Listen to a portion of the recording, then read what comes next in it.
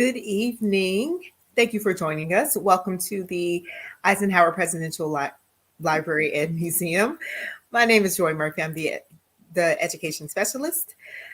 Thank you for joining us for what is our final book club for the year. We have been looking at the making of a leader for the entire year, and so we thought it would be best that we ended our program with Susan Eisenhower, who has written a book, How Ike Led, and she is going to talk to us today. So, welcome, Susan, and thank you. Thank you, Joy. Well, first of all, let me say that it's an enormous pleasure to be with all of you, and I must say, a great honor to be the last in this series of books that come and add such quality programming to the Eisenhower Library's efforts. I want to especially say thank you to Don Hammett, who is the director, and Joy, thank you for moderating the discussion here this evening. I've been told that I can say a few words first, and I'm looking forward to the question and answer period. It's always my favorite element of any evening like this one, because I want to hear from you. And I would be fascinated to know what dimensions of Dwight Eisenhower interest you. But I can't get started without also recognizing a very, very special friend of the Eisenhower Library, the Eisenhower Center, and that is Major General John Meyer, who is the commander of the 1st Infantry Division at Fort Riley. And they had a leadership symposium at the library yesterday, and actually took advantage of that treasure trove of artifacts, documents, to talk about leadership, and that's what I'm going to do here this evening. So let me just say that how did I ever guess I was going to end up being the only biographer to do a book on both Mamie Eisenhower and one on Dwight Eisenhower? I don't know how that happened, because I'm a foreign policy expert, and I spent most of my career in Washington, D.C., working on foreign policy issues, especially the ones of specific importance at any given time. So you can imagine life these days is pretty busy. But I did do 2 biographies, and I guess part of the reason is that I was just very interested in the emotional lives of my grandparents. I think only later did it occur to me the sort of level of decision making that Dwight Eisenhower had to make, and I, in retrospect, became even more fascinated by my grandparents' relationship, which was the genesis of the first book, Mrs. Ike: Memories and Reflection on the Life of Mamie Eisenhower. There's nothing more fun than reading other people's mail. So that's how I took a break. After the collapse of the Soviet Union, I wrote Mrs. Ike. It was just such a relief to stop worrying about other people's revolutions and to wander down memory lane, piecing elements of their early lives together with what I knew of them as a couple. And so why did I write How Ike Led? Well, again, I didn't really intend to do that, and I wouldn't say that I was in the middle of any professional break. It's just that every morning I'd get up and read the paper, and I'd say to myself, I really think Ike still has something to say to us. His administration was so different in terms of how it was led by the President of the United States. But also, we had the 75th anniversary of D-Day that had just occurred, and therefore the 75th anniversary of the end of World War II. But altogether, there was also a selfish reason, and that is that I knew him well. I was about 17 when he died, and I just wanted to, for the first time in my life, really piece together what he did as a human being and what I knew of him as my grandfather, because as kids we were really very compartmentalized. My parents did us a great favor by making sure that we did not take everything that was said about him too much to heart, because certainly in those early years after he left the White House, he had plenty of critics, and those critics were certainly not the majority of Americans, but perhaps they were the ones most seen on TV and also the ones who wrote most for newspapers. Many a history class I sat through and had to hear some rather disparaging remarks about my grandfather, so I was perfectly happy to be as compartmentalized as possible.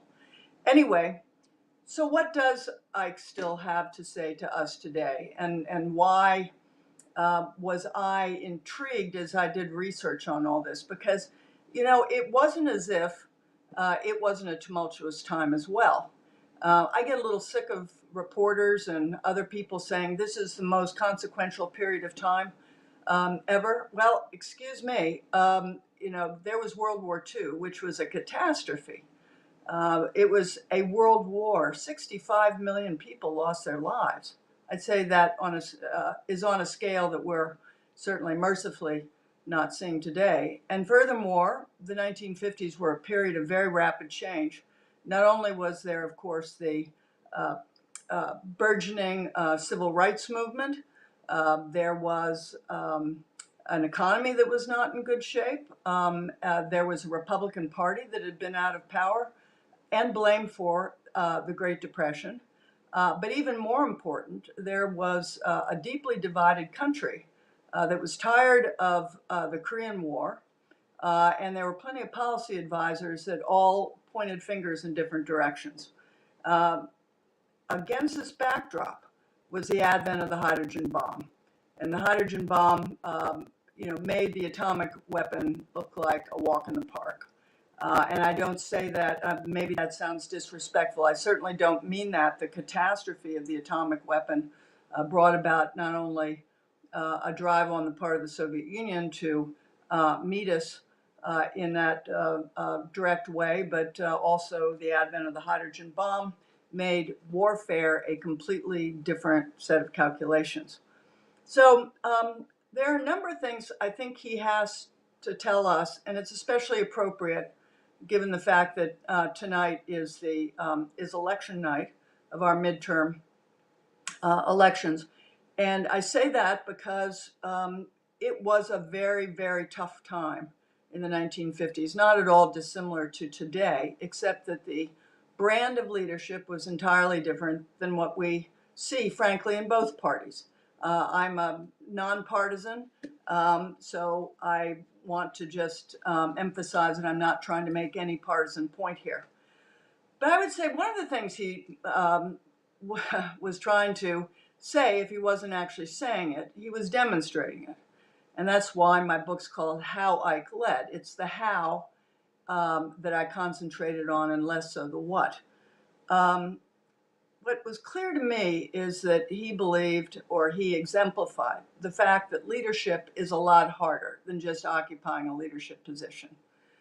We have a multi-billion-dollar leadership industry in our country, and we can't seem to produce any exceptional leaders. And perhaps that's because there isn't a 10-point plan for leadership studies. It is a complex set of conditions that bring about a truly great leader.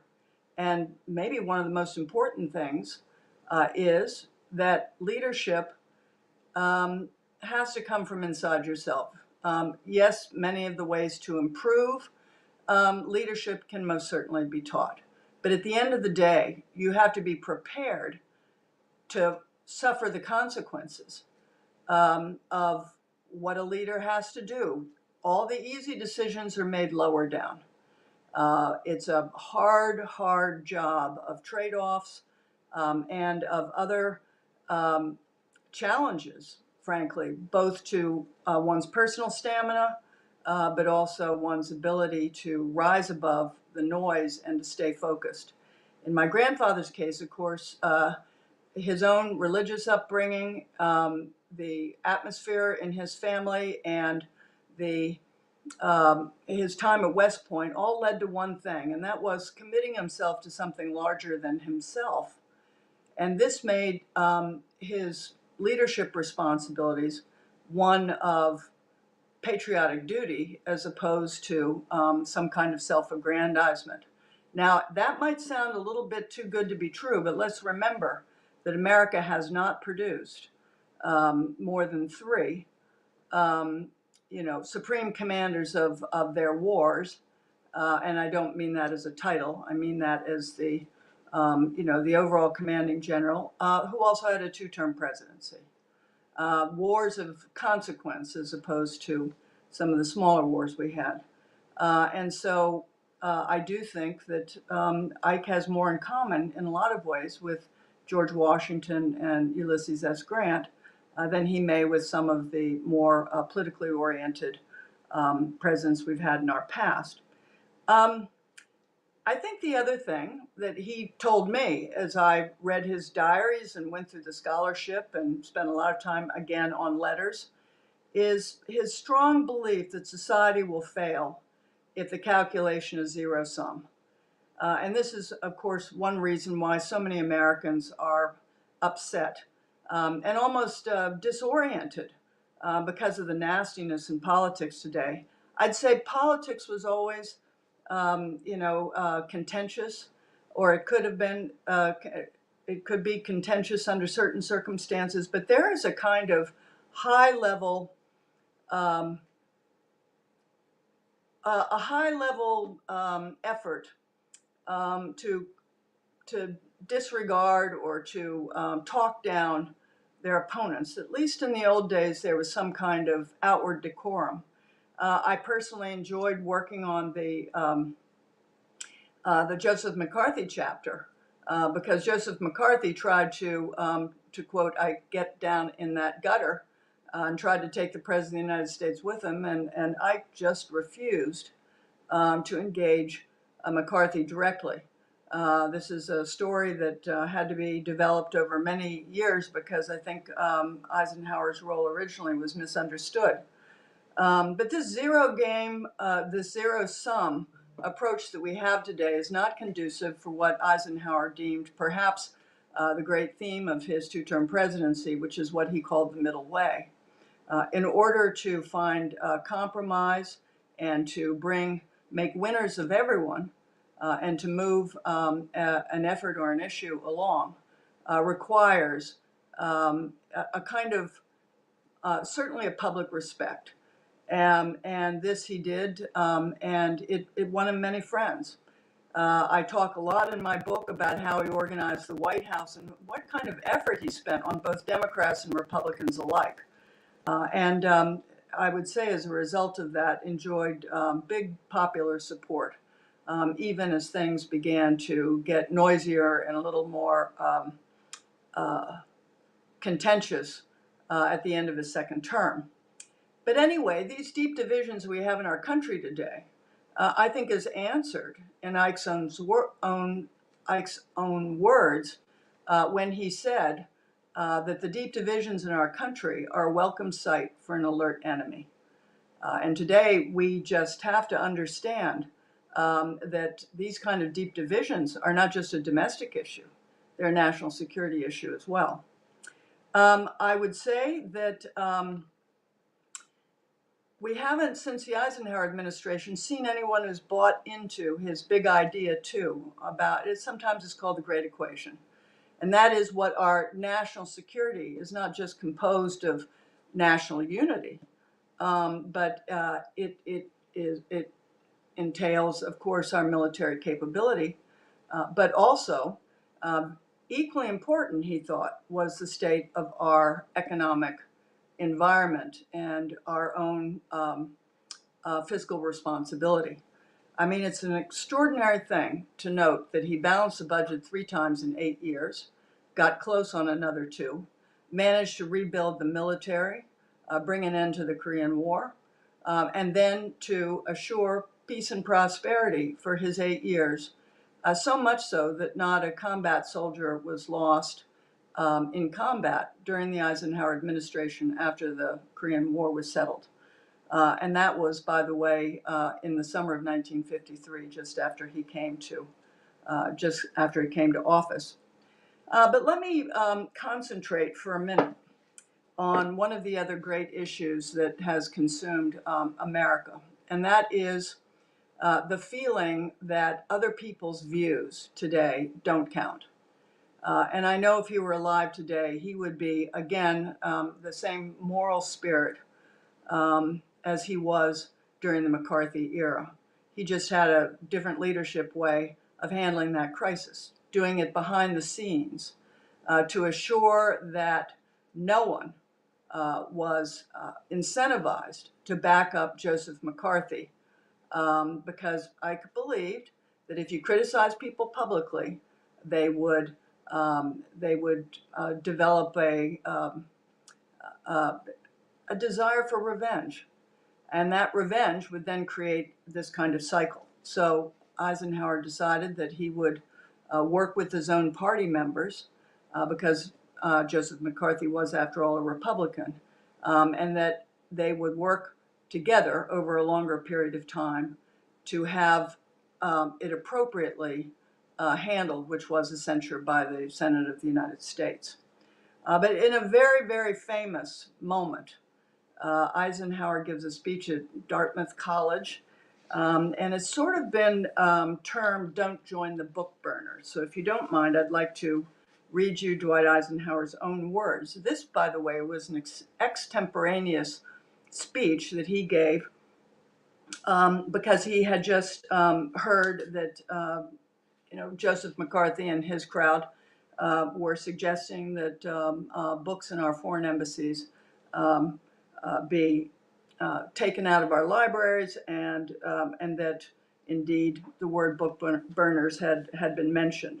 So Eisenhower that day at Dartmouth College said at the podium, quote, "Don't join the book burners. Don't think you're going to conceal faults by concealing evidence that they ever existed. Don't be afraid to go in your library and read every book as long as any document does not offend any of our ideas of decency. That should be the only censorship. How will we defeat communism unless we know what it is, what it teaches, and why it has such an appeal for men? Why are so many people swearing allegiance to it?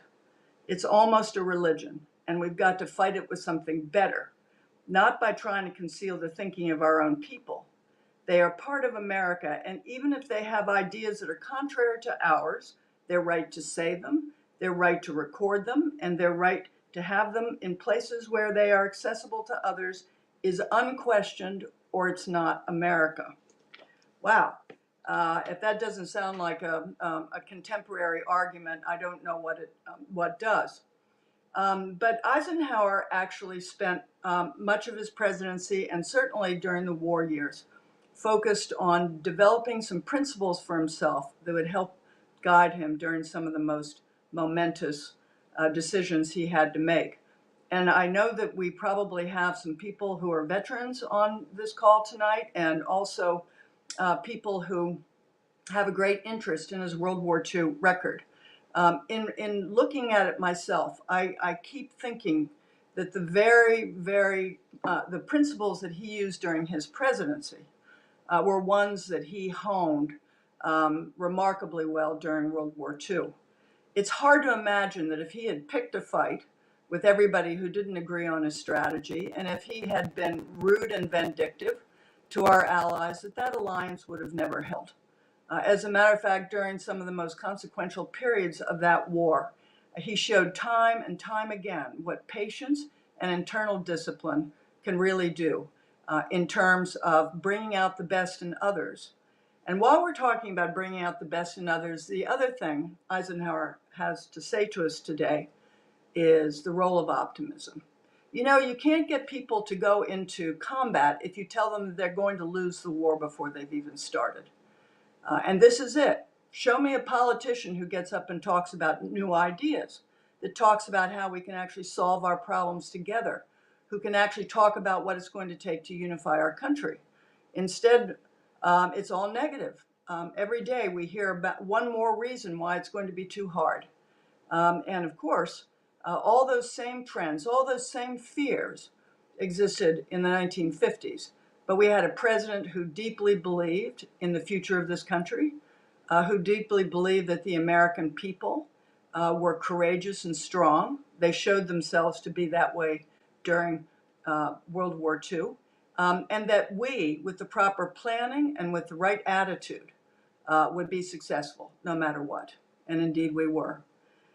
This was 8 years of peace and prosperity for the American people. It was a time to rest, to recover from the war, to rebuild our economy, to rebuild our industry, to build an interstate highway system, all of those things. And the extraordinary management I found, because I spent so much time in foreign policy myself, the extraordinary record of dealing with crises, and dealing with crises in such a way that they were not hotly settled, but settled through discipline, patience, and considerable efforts at diplomacy.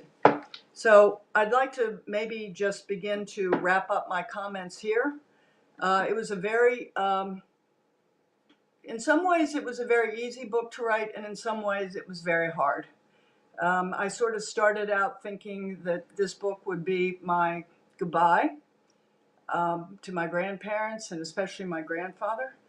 It's turned out that, the book is being read and people are discussing it and people are calling me, and here I am talking about Granddad again. What a remarkable person. I can tell you that of the things that mean the most to me is that for all of the extraordinary decisions this man had to make, no matter how many times he had to face the prospect of sending people into harm's way, especially during the war. I'll tell you what I saw as a grandchild. I saw no evidence of hardness, of cynicism, of bitterness. I saw none of it. I saw an optimistic man who thought that the future was kids. And he spent a lot of time with kids. And please note that at the end of most of his speeches, he evokes his grandchildren. Now, this wasn't necessarily my siblings and I. It was the general idea that grandchildren represented the future, and we were going to optimistically work towards making their future better. So I think on that note, I'd like to just read you, I think of all of the things that were said after Dwight D. Eisenhower died, by far and away, the most moving, I thought, was Lyndon Johnson's comments. Remember, Lyndon Johnson was the majority leader of the Senate. He was a Democrat. These two men, both representing different parties, rather remarkably, despite some disagreement over issues, actually formed a bond and worked together to make many of the Eisenhower initiatives come together in the Congress of the United States. So this is Lyndon Johnson, a Democrat, writing about a Republican president. He says, "A giant of our age is gone. Dwight D. Eisenhower began his service to his people as a soldier of war. He ended as a crusader for peace. For both, he will be long remembered by a scarred but hopeful world, a world that loved him well.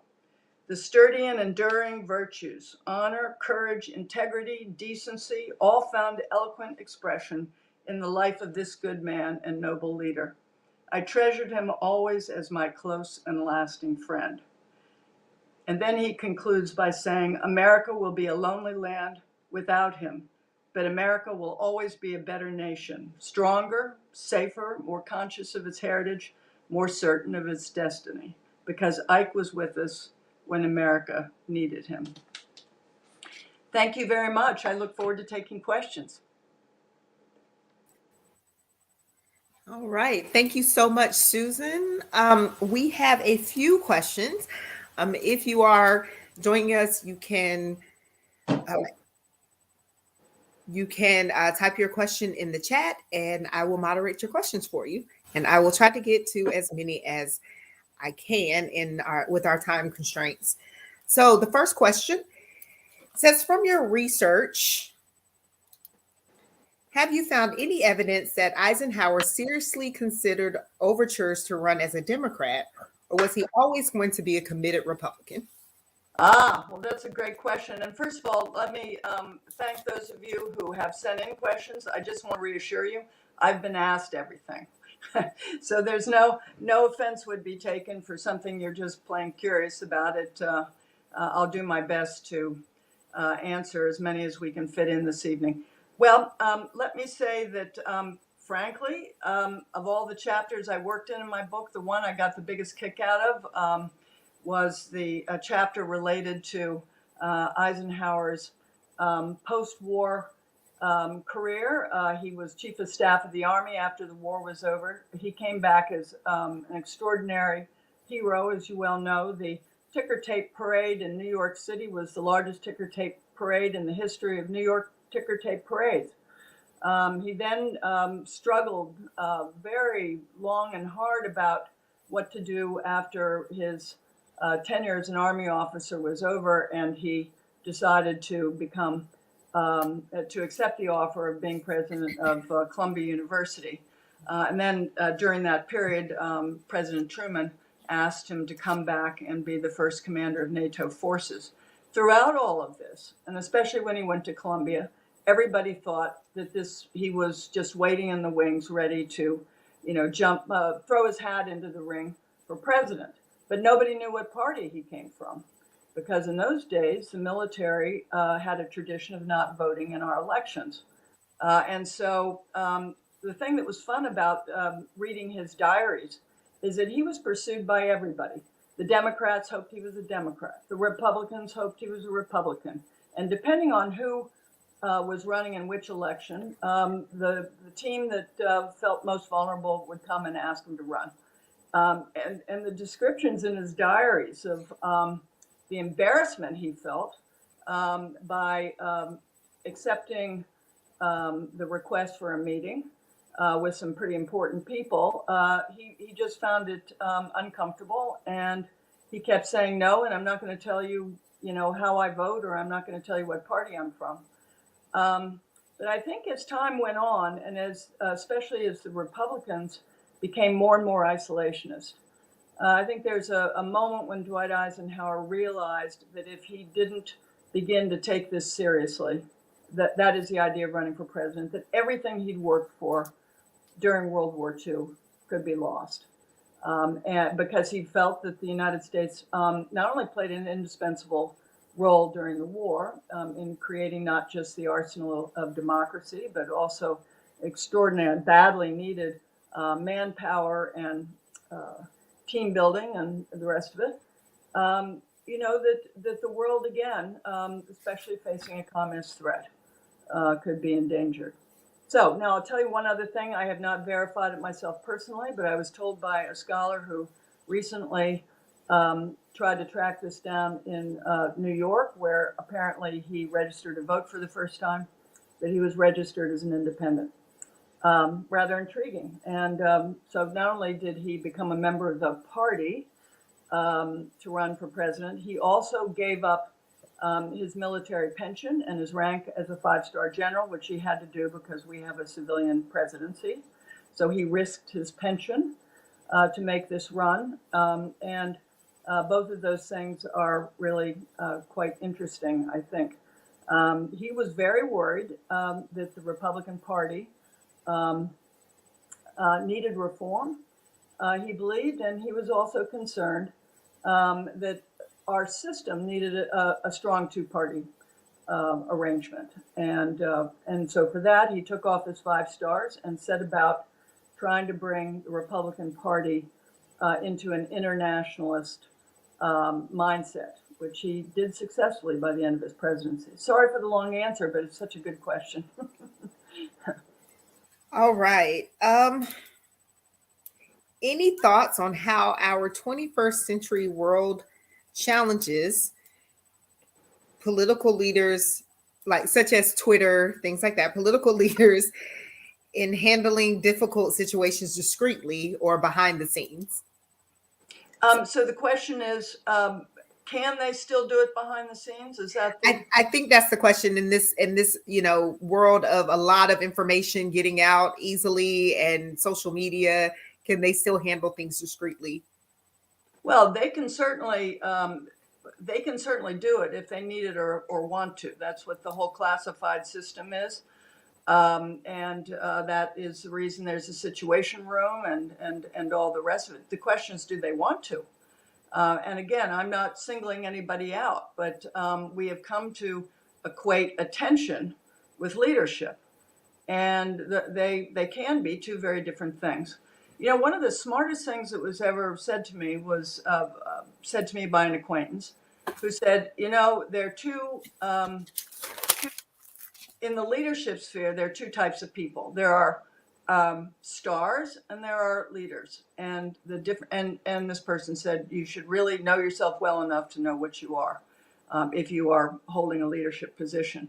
And I think we've gotten to the point in modern society that the number of people who follow you actually has some great significance. I must say, I follow a certain number of people on social media, and I actually never have a chance to read their posts, so I'm really not sure how significant it is. But getting attention has been equated with leadership. I think what my book does is really show, if you want to get something done, there are a bunch of tools you have in your strategist toolbox, and some of them is staying entirely behind the scenes, letting others win a few, sometimes asking someone else to be the bad cop on a temporary basis. I mean, there is a very, very sophisticated approach that I hope I've articulated in a way that is understandable, because we've narrowed down the number of tools we have. Including, by the way, diplomacy. We're still cutting the State Department budget after all these years, and it seems extraordinary given what's been going on internationally. But diplomacy, like whether it's in the political realm or in the foreign policy realm, of course, or if it's in any professional realm, is an important tool that is available for any strategic leader. Okay, next question. Do you have any memories of Churchill and other World War II leaders apart from your grandfather? And do you remember Churchill's 1959 visit to the White House in Gettysburg with President Eisenhower? Well, I certainly do. And that's a fun question. You can see I'm smiling because I'm going to tell you two little stories here. I remember the Churchill visit very well. I was extremely excited that he was coming. Obviously, I overheard many conversations at the dinner table about the impending visit. And so in art class, in second grade, I painted a painting of me on my horse. Now, they weren't my horses. I rode somebody else. I rode my grandfather's horses, actually. But and I would say that it was kind of a crazy thing to do because Winston Churchill fancied himself as a very accomplished painter. Ike also was an amateur painter, but he called his daubs and didn't take them very seriously, but understood their value for relaxation and creativity purposes. Anyway, this picture of me and my horse that I did with watercolors in second grade got presented to the Prime Minister by his personal secretary. And among my most prized possessions is a thank you note I got from Winston Churchill for, and he suggests that I keep on painting as he did. Well, yeah, I took a watercolor class once and was ridiculed by my children, so I gave that up quickly. But anyway, I did meet him in person when he was at the White House, and of course that was a great honor. Now, the other very unlikely war leader who came to the farm on a regular basis, and I discovered actually spent Thanksgiving of 1954 with the Eisenhower family, was Field Marshal Bernard Law Montgomery. Now, for those of you who are interested in World War II history, I would say that Monty, as he was affectionately known, Monty and Ike, had their differences, pretty big differences at certain points in the war. And Montgomery being the highest ranking officer in the British military, represented, among other things, a different way of looking at strategy, as the British do, and also, I think, some feeling that the Americans had come late to the party. Whatever the case was, is that I think it's remarkable. Some of it, some really deft handling was required to work in concert with General Montgomery. And so, can you imagine, after the war, he came to visit the United States quite frequently, and he was a guest at the farm in that little guest house that was a converted garage that my grandmother had redecorated and made into a guest house. And my grandmother told me that she thought he was adorable. Now, I find this completely hysterical because adorable is not a word that comes immediately to mind. Impressive, for sure, and any other adjective you could find for a great military leader, but adorable sounds very familiar. But she liked him a lot. She said he was her favorite house guest because she loved repartee. And she once said, I have big blue eyes and I know how to use them. So there's a wonderful moment when Monty visits the White House and he looks around and says, well, it's not Buckingham Palace. To which my grandmother leans over, touches his arm and says, well, thank goodness for that. And it was this kind of banter that went on all the time. There are many more wonderful stories about Ike's, if I could be indulged for this for a minute, I just have to tell you the wonderful moment when Monty and Ike go out on the Gettysburg battlefield. I like to give that tour to his military counterparts, and also took Winston Churchill by helicopter over the Gettysburg battlefield. But they get to the Lee monument, and Monty says, what would you have done if I had ordered Pickett's charge? And Ike said, I'd have fired you. Well, that caused a great sensation in the news media. So, I think what we have to remember is that the bonds that were created by that war were profound. And even many of the people who worked on the farm or went into retirement with Granddad and my grandmother had been there with them during the war at critical times. And so that's a very rich legacy, and one that I did not fully appreciate until I had finished writing my book.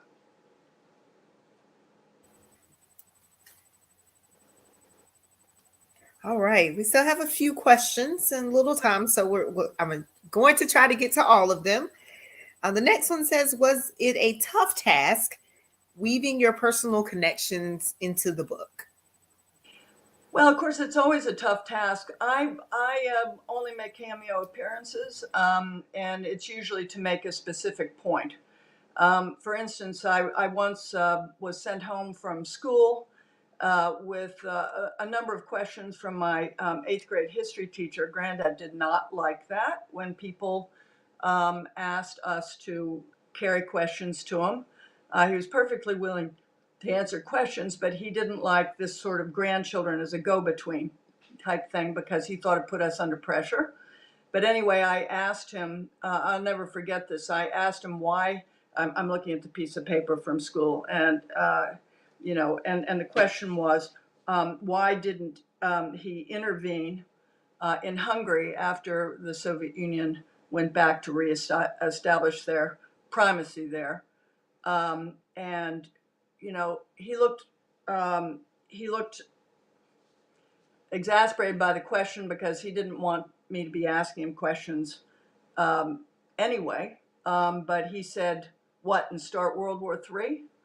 Okay, well, that was interesting. There were other questions about his relationship with certain figures in the Soviet hierarchy and this and that. So I soon learned that when people asked me to do that, it was an imposition on his privacy and his quiet time, and would be, of course, gracious and happy to answer questions like that in a public setting, but he just felt that this was an intervention on his grandchildren's part that was not appropriate. And so I put that in there. It's interesting. He really didn't like billboards. He made a huge issue about billboards. And somebody pointed out to me that there aren't any billboards on the interstate highway system. So I don't know whether he had anything to do with that or not, but he didn't like the billboards going into Gettysburg, Pennsylvania, I can tell you, and made sure that all of his grandchildren knew that. Not that we could do anything about it, of course. So I do weave in some things. My horse once, I should say 5 of his horses, I accidentally led out of the paddock gate, or they pushed me over and ran out, and then they plowed up his golf green. I'll let you read how that story ended. But I told that story for a reason, and the reason was just how he managed, a disastrous mistake on the part of somebody who was vulnerable to his power. And so that's when I inserted myself. Otherwise, I tried to be analytical Susan, because I spent most of my career doing that. There's a certain comfort in it. But I will say that, of course, in a book like this, you have to get to a person's passing.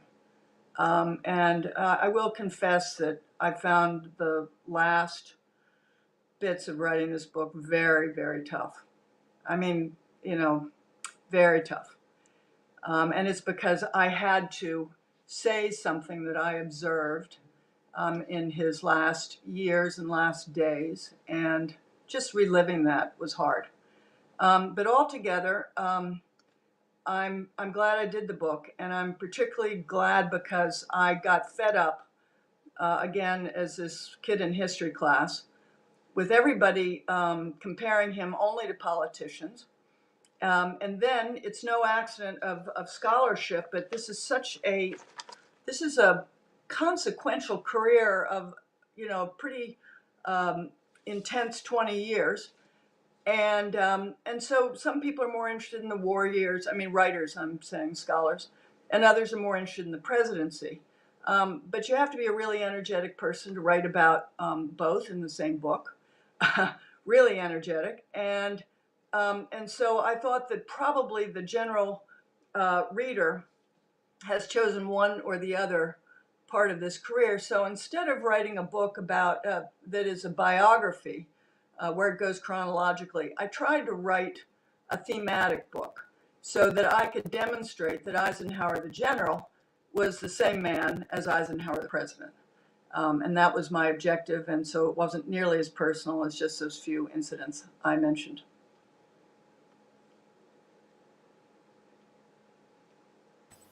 All right, we are down to 2 questions because you kind of answered the third one. Okay. So, can you comment on Ike's relationship with Fox Connor and then with Andrew Goodpaster? Oh, okay. Well, I'm happy to. When I went into the archives, and again, the Eisenhower Library, there really is a treasure trove. It's just extraordinary what's there. I asked for the Fox Connor file. As we know, Fox Connor was one of Eisenhower's mentors. I would say probably one of the very most important because of when they knew each other, at what stage in Ike's career. Connor was so influential. But what really struck me is in the correspondence, they're writing to each other in a very formal way. So it's not surprising that Eisenhower would call him General Connor. But even for all of the intellectual intimacy that they had and their relationship, it's just surprising that it wasn't. Ike wanted everybody to call him Ike, but General Connor would never do that. So I thought that was extremely interesting. And I'm sorry, who was the other? Andrew Goodpaster. Well, I mean, I have, one of the most fortunate things in my career, literally, is after Granddad died, I made a list of everybody who'd worked for him. That was a little nervy of me, I guess.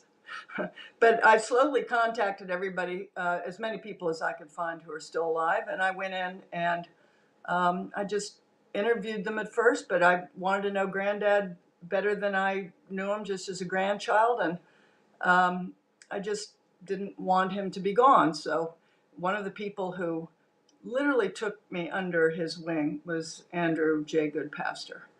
And I've got to say that he was my mentor. And of course, he thought so highly of Ike. I think Goodpaster almost felt like, there was a familiar relationship there.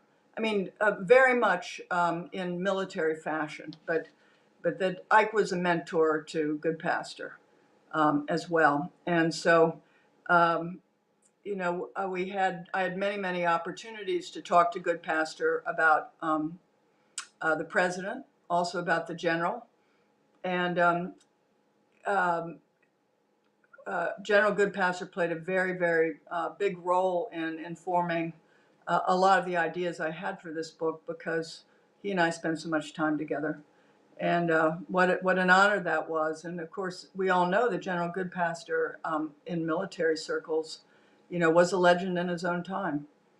So I was very fortunate, and this is one of the gifts, I guess, that my grandfather gave me, were associates who were willing to be so generous to his grandchildren.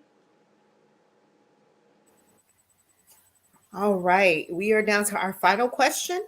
It says, can you speak of Ike's stance on civil rights / segregation, both during the war and in his administration?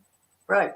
Well, it's a great question. I've got a whole chapter on that in my book, and you will note that I titled that chapter Establishing a Beachhead. And what I tried to do in the book was to sort of show how some military principles that you might use in military strategy were knowingly or unknowingly used for creating a strategy over domestic issues. So establishing a beachhead relates to establishing the beachhead of civil rights.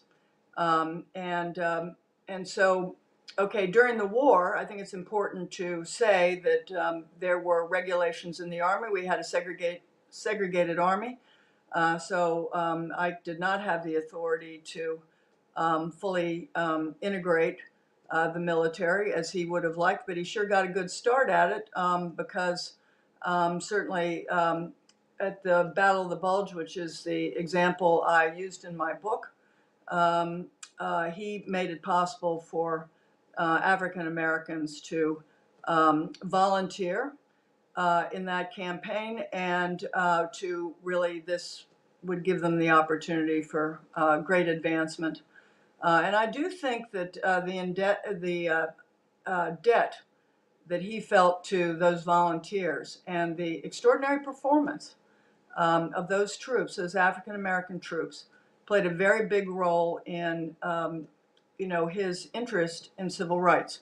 Now, I know that many people have disputed Ike's interest in civil rights. I think Stephen Ambrose just tossed it off, and I think Dr. Ambrose is wrong. I don't think he was wrong. I know he was wrong because he said that Ike did not use the bully pulpit. Well, I'm surprised that Ambrose said that, because actually anybody who understands Eisenhower's leadership style would know that he led by principle, and that sometimes excessive talking about things you're going to do actually enables the opposition to prepare and strengthen their arguments, or strengthen their force position if it were in a military environment. And so Ike was very careful, not just about how to talk about it, but he needed a certain number of Southern senators to get his legislation through Congress. I am very proud of the fact that Eisenhower was the first president since Reconstruction to actually pass a civil rights bill. Isn't that extraordinary? Not just one bill, but more than one bill. And then, of course, as we know famously, he sent the 101st Airborne Division to Little Rock, Arkansas, to make sure that the Little Rock Nine, as they became known, were able to enter and desegregate Central High School. People have said to me, "Oh, do you think your grandfather was really serious about civil rights?" I said, "You know who he sent to Little Rock, Arkansas? The 101st Airborne Division. They did D-Day. That's how serious he was about it." And I think it was a very painful decision to have to, implement a constitutional obligation, which he was wholly in favor of, but still difficult to do because nobody likes to see federal troops in a city, influencing or assuring an outcome that the governor of the state is unable to fulfill. Now, when I say that Eisenhower was committed to civil rights, just look at his very early speeches on becoming president. He maps out exactly what he's going to do during his 8 years. And this is what I mean by establishing a beachhead. He did everything he could control, which actually, as a leadership concept, is actually brilliant. So many leaders want to tackle all the things that are going to take time and longer term strategy, and they want to get it all done right away. But they don't start with the things that they control. So Eisenhower made it his business to desegregate everything the federal government had responsibility for, or just about everything he could do in the time he had there in office. That included integrating government contracting, integrating the city of Washington, D.C., which was under federal control, putting non-segregationists. If you were a segregationist, you need not apply to any court position in the Eisenhower administration, let alone the Supreme Court. So those judges were Eisenhower appointments that assured the foundations and the framework for the civil rights advances to come. It's also interesting, and I'll say in conclusion, which members of the Senate actually watered down Eisenhower's 1957 version. I mean, wow, is that a surprise? Because they later saw the light. And in 1964, I'll say, before 1964, but when Kennedy came out with his civil rights legislation, Eisenhower made it very clear to the Republican Party that he supported John F. Kennedy and the civil rights efforts that the Democrats were going to make, and even threatened to vote for a Democrat if the Republicans didn't get with the program. So it's actually a very rich piece of history. I was indebted to David Nichols, a great Kansas scholar, who wrote A Matter of Justice, which was an extremely influential book, not just on the civil rights question, but on me personally, because it was there I realized that the Ike he described aligned much more with the person I remember. Dolores Money, who was my grandparents' beloved housekeeper, and her husband, John Money, who worked for Ike during the war, his African-American houseman and valet. And they retired with granddad's retirement to my grandparents together to the farm. And Dolores used to tell me that whenever he saw her, he would always take off his hat to her. There was a basic respect, because that is the way he was raised, and that's who he was as a person.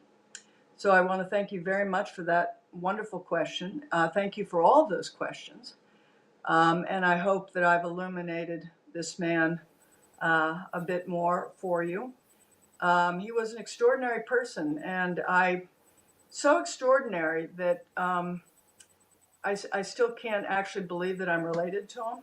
But I learned a lot from the writing of this book, and I'm trying harder every day to see if I can hear his voice again, and to remind me, let's see, what he had so many admonitions. We don't have time this evening for all the things we're supposed to remember to do and not to do. But he was a generous, supportive, kind grandfather. He was so good to so many people who could do nothing for him that's how we knew that it really sprang from the heart.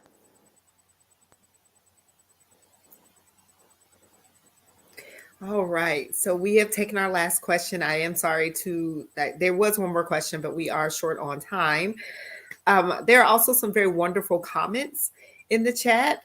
Kudos, people who loved your book.